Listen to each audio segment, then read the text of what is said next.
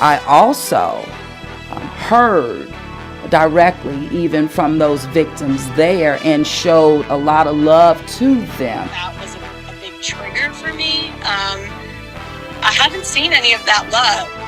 Mayor LaToya Cantrell defends her decision to show up in court in support of the juvenile carjacker. How one of the carjacking victims is reacting to the mayor's explanation.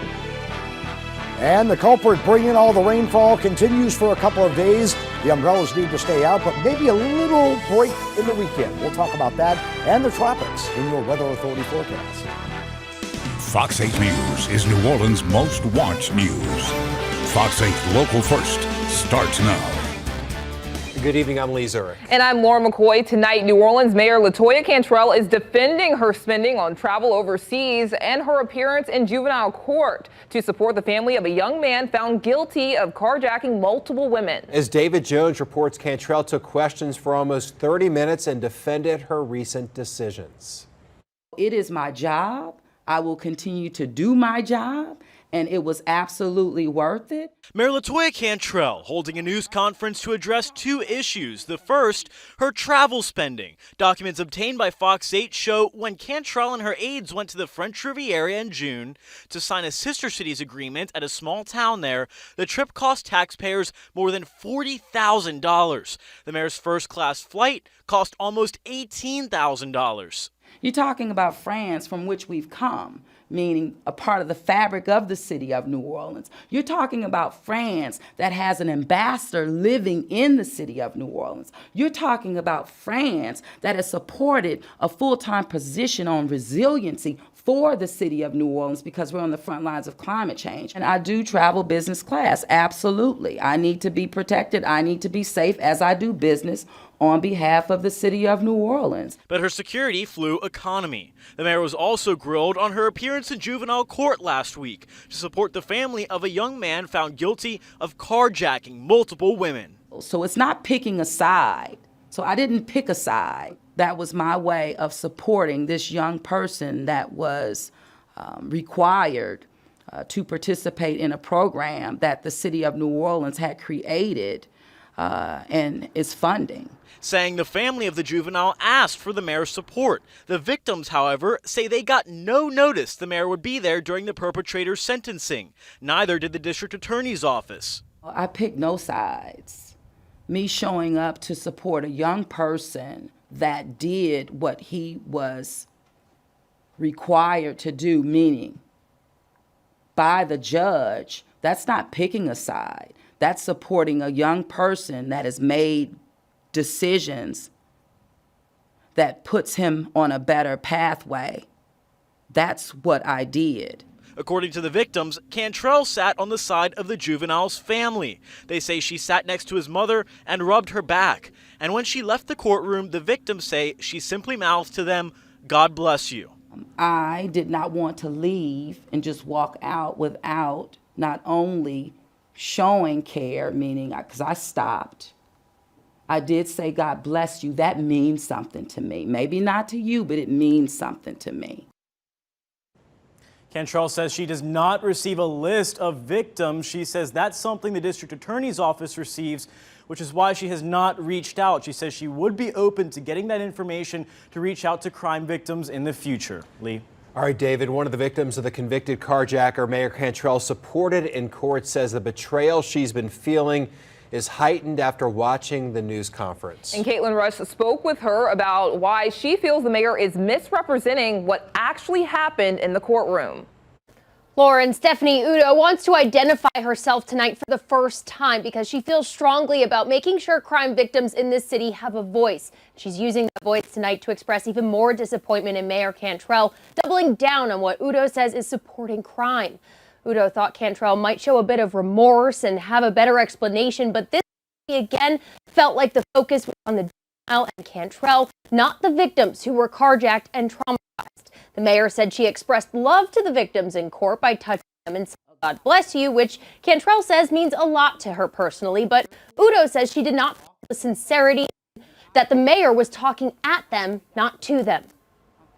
She came from a place where she was very defensive. There was a misrepresentation of herself on the camera, and what she's done to us. Again, it was very one-sided, even though she said she picks both sides. And ultimately, she did not show us the love that she thinks she showed us. There's other ways of doing that, and that takes a phone call or an email that she could easily obtain. Wvue says Cantrell could have easily gotten her contact information either from her connections, since she says the mayor has already said she's getting the juvenile's contact information, or through Wvue's mother, who knows Cantrell personally. She says her mother sent the mayor an email asking her to reach out, with no response. Wvue says she would be open to talking to Cantrell, but feels like it's gone past the point of return to make things right with other crime victims who have been hurt by this. Lee? All right, Caitlin, we're joined now by Dillard University professor and political analyst Dr. Robert Collins for more on this. Look, let's take a big picture look at this. You have the mayor. You heard her tonight. We're going to hear more of that news conference tonight at 10 o'clock. And you have what she's saying, and then you have a large portion of the public reaction on the travel and also what happened in the courtroom. There seems to be a disconnect there. Like, does the mayor realize what a large majority of the public is thinking and reacting right now? I don't think the mayor is really tuned into public opinion right now. One of the first things that struck me about the press conference today, as a former congressional staffer myself that used to have to set up press conferences for a U.S. senator, I know the purpose of a press conference is to get new information out. The mayor didn't give us any new information today. All she did was double down on old information, just double down on what she said before, maybe put a different spin on it, but there was no new information there. And so I really don't think the mayor understands the public perception, what people on the street are saying, what the common man and woman are talking about. And so I think that's the problem the mayor's having right now. And I think a big problem, and we had the story about that carjacking victim. We talked to her tonight, and she said that she felt like the mayor was being more defensive than anything, like she was there for that press conference to defend herself. What are your thoughts on that? What kind of message do you think that sent? Yeah, it's a bad message. The whole press conference was defensive. The press conference was not about the mayor reaching out to the victims or the mayor reaching out to the public. The whole press conference was a defense press conference in the sense that, okay, this is what I did. I didn't do anything wrong. You people don't understand me. You don't understand why I did it. I'm going to try and explain it to you, but you don't understand what's going on. And in fact, she actually used those words a couple of times in the press conference. You don't understand. I don't understand where you're coming from. So it sounded like she was speaking down to the people. Certainly she was speaking down to the people in the room, but I think it's going to come across that she was speaking down to the public at large. And she said, I picked no sides, yet she was there to support the young person, the juvenile, and not the victims. And it's clear she was picking a side. When you walk into a courtroom, there are only two sides. There's the prosecution and there's the defense. She chose the defense side. She physically sat on the defense side. So in fact, she did pick a side. And I want to talk about her travel expenses. Of course, she defended herself when it came to that. She flew, the best she could, but even in David's story, her staffers were flying economy. Why couldn't she fly economy? And I just don't know how that. She said safety was an issue, but I mean, how often have you don't hear about incidents on planes with is it really safer for her in first class? No, and when I worked for the federal government, we had the rule, and this applied to the members of Congress and the senators as well. You flew the economy class because that gave you the government rate. Now, if you chose to upgrade to first class, you could do it, but you did it out of your own pocket. The senator I worked for did choose to fly first class, but he paid for it out of his own pocket. So you shouldn't be paying for first class seats with taxpayer money. If you want to have a first class seat, that's great. You can pay for the upgrade out of your pocket. But the taxpayers should not be paying for a first class seat,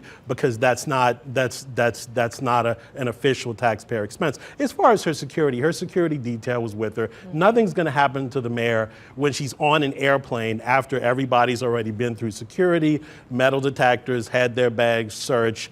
Her security detail can sit with her in economy class. There's no security issue there. And before we let you go, Robert, just let's take this back big picture, because you have, as you said, you have a mayor who's doubling down tonight on her message and what she thinks. you even said a large portion of this population, of her voter base, does not like this. She's going to be mayor for 3 more years. It doesn't appear that she's going to be changing. I mean, what do we see for the future here? She's going to have to change, and there are already calls for recall. You know, you hear, you know, a lot of the radio call-in shows are calling for recall. Now we know in the state of Louisiana, getting a recall is very, very difficult because you have to get 20% of the registered voters on a petition. Very difficult to do. So we're probably not going to see that. But just as a practical matter, in order for her to function in her office as mayor and for the city to run smoothly, she's going to have to change her behavior. It's just that simple. I mean, I do give her credit for actually having a press conference today and for not hiding from the press. So I give her full credit for that. But when you have a press conference, you need to give new information that the press doesn't already have, and you can't be defensive, and you have to be willing.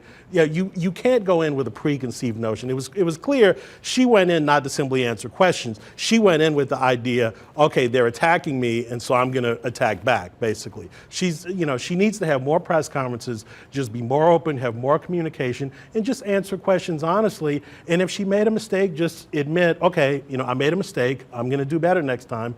People appreciate that. The voters appreciate. The voters are very forgiving. If as long as you own up to your mistakes and say, yes, I'm going to change and I'm going to get better, the voters will appreciate that. All right, Dillard University political analyst Robert Collins, thanks for joining us today. Thank you. All right.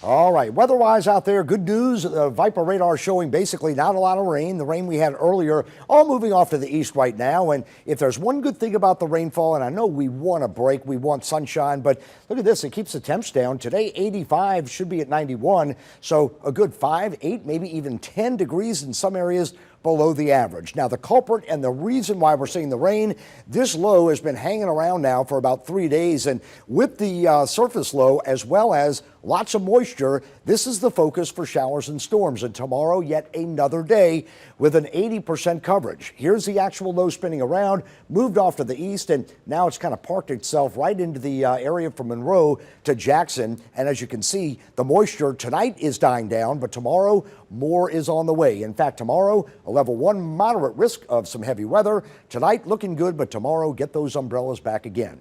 The weekend may be a little bit drier, not rain-free. We'll talk about that coming up in your Weather Authority forecast. All right, Bruce, a former DCFS employee shares why she decided to quit. I did not want to be part of an agency where children were not put first, and where they were left in homes being abused and neglected. Coming up, how she says the agency cared more about closing cases than caring for children.